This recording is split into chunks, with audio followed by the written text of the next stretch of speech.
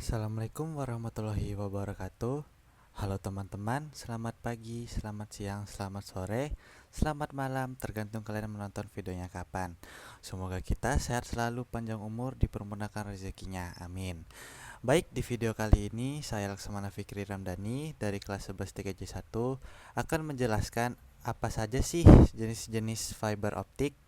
Nah, kita lanjut saja menuju penjelasannya. Nah, jadi teman-teman, yang pertama yaitu jenis fiber optic single mode. Fiber optic single mode memiliki diameter inti yang sangat kecil, dari 8 mikrometer sampai 10 mikrometer, dan hanya memungkinkan cahaya berjalan melalui satu jalur mode saja. Single mode fiber digunakan untuk komunikasi jarak jauh dan kecepatan tinggi karena sinyal dapat ditransmisikan tanpa banyak gangguan. Seperti apa sih contoh penggunaannya? Nah, teman-teman bisa lihat penjelasan yang ada di PPT saya bahwa fiber optic single mode ini biasanya dipakai untuk layanan TV kabel hingga telepon rumah. Nah, lanjut yang kedua teman-teman, yaitu multimode fiber atau MMF. Fiber ini memiliki inti yang lebih besar sehingga ukuran 50 hingga 100 mikrometer.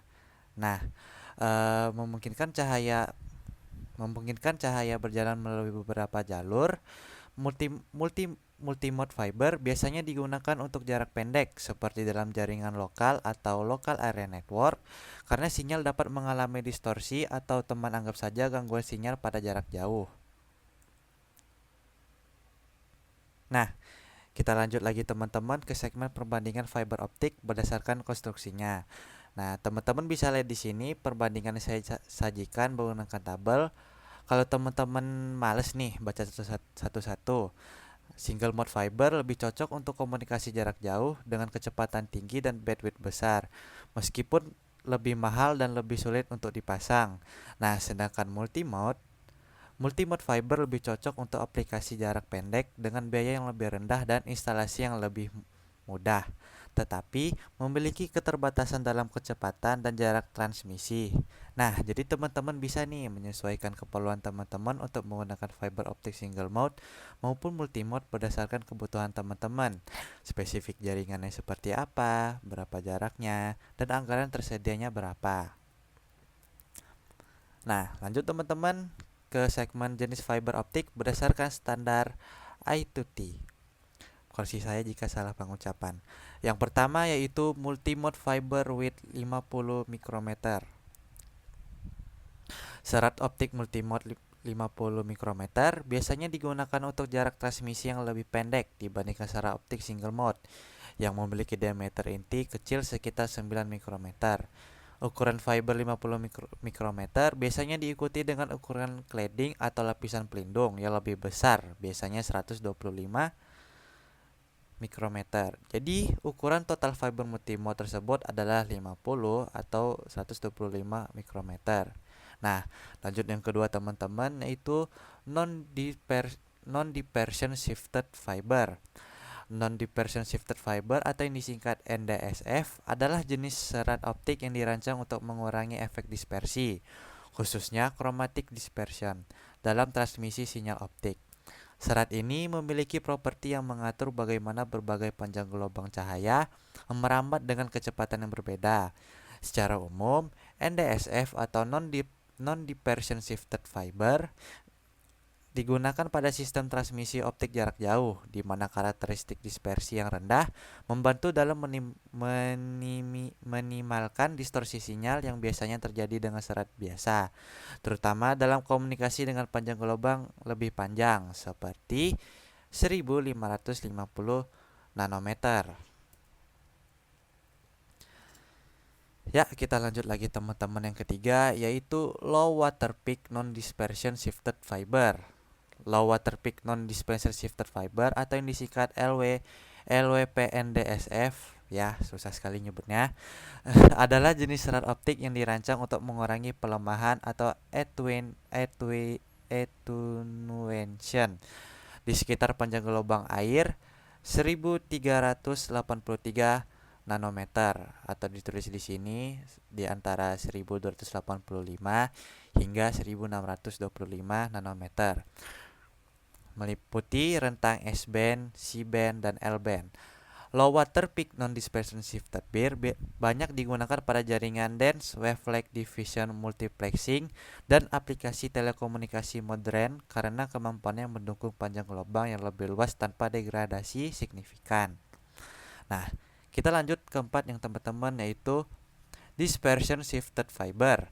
Dispersion shifted fiber adalah jenis serat optik yang dirancang khusus untuk mengurangi chromatic dispersion pada panjang gelombang tertentu, umumnya di sekitar 1550 nanometer. Namun saya tulis di sini 1500 sampai 1600 nanometer. Umumnya di sekitar 1550 nanometer yang merupakan panjang gelombang yang digunakan dalam komunikasi optik jarak jauh. Tujuan utama dispersion shifted fiber adalah untuk membedakan titik dispersi serat agar cocok dengan panjang gelombang tertentu, sehingga memungkinkan transmisi sinyal optik lebih stabil tanpa distorsi akibat dispersi. Dispersi shifted fiber dirancang dengan penyesuaian indeks bias untuk menggeser dispersi. Dengan cara ini, serat dapat digunakan untuk komunikasi jarak jauh dengan lebih sedikit distorsi pada sinyal optik, yang umumnya terjadi di sekitar panjang gelombang 1550 nanometer. Nah, yang kelima teman-teman, yaitu 1500 nanometer loss minimized fiber. 1550 nanometer loss minimized fiber adalah jenis serat optik yang dirancang untuk meminimalkan kerugian transmisi pada panjang gelombang sekitar 1550 nanometer. Ya, sesuai dengan namanya, yang merupakan panjang gelombang yang paling sering digunakan dalam komunikasi serat optik jarak jauh. Serat ini mengoptimalkan low loss atau kerugian rendah dan pengurangan dispersi, membuatnya ideal untuk transmisi data jarak jauh. Nah, lalu yang terakhir teman-teman, yaitu non-zero dispersion shifted fiber. Non-zero dispersion shifted fiber atau yang disingkat NZDSF adalah jenis serat optik yang dirancang untuk memiliki dispersion yang lebih tinggi dibandingkan dengan yang sebelumnya, yaitu dispersion shifted fiber atau DSF, tetapi masih lebih rendah daripada serat optik standar. Serat ini digunakan untuk memitigasi masalah terkait chromatic dispersion dalam sistem komunikasi optik, terutama pada panjang gelombang sekitar 1500 nanometer, di mana zero dispersion biasanya terjadi pada serat optik standar. Pada non-zero dispersion shifted fiber ini, dispersion sengaja dipindahkan ke nilai non-zero di sekitar panjang gelombang yang digunakan dalam transmisi, biasanya 1550 nanometer, yang dapat mengurangi efek four-wave mixing dan self-phase modulation pada sistem transmisi dengan kecepatan tinggi dan jarak jauh. Secara umum, non-zero dispersion shifted fiber dirancang untuk memaksimalkan kinerja sistem komunikasi optik dengan memperbaiki pengaruh dispersi di panjang gelombang yang kritis. Nah, teman-teman, kita sampai di akhir segmen, yaitu kesimpulan.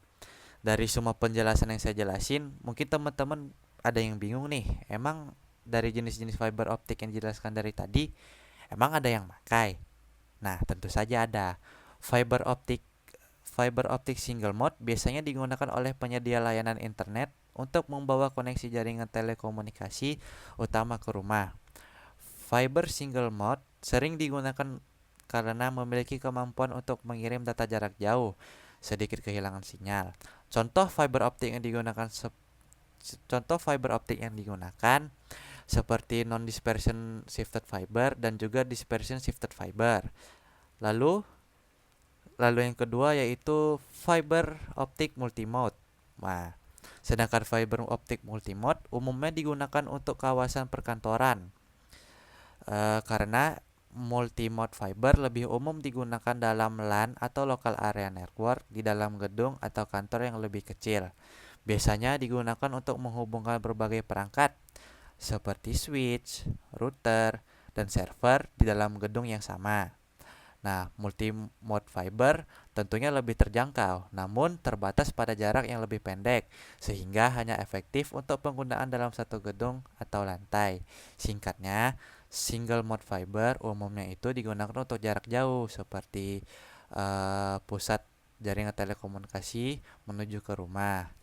Nah, sedangkan multi-mode fiber umumnya digunakan untuk penggunaan eh, gedung atau kantor yang lebih kecil, atau mungkin teman-teman yang punya sekolah mungkin sekolahnya menggunakan jaringan fiber optik multimode fiber. Nah, baik teman-teman, sekian penjelasan video mengenai jenis-jenis fiber optik.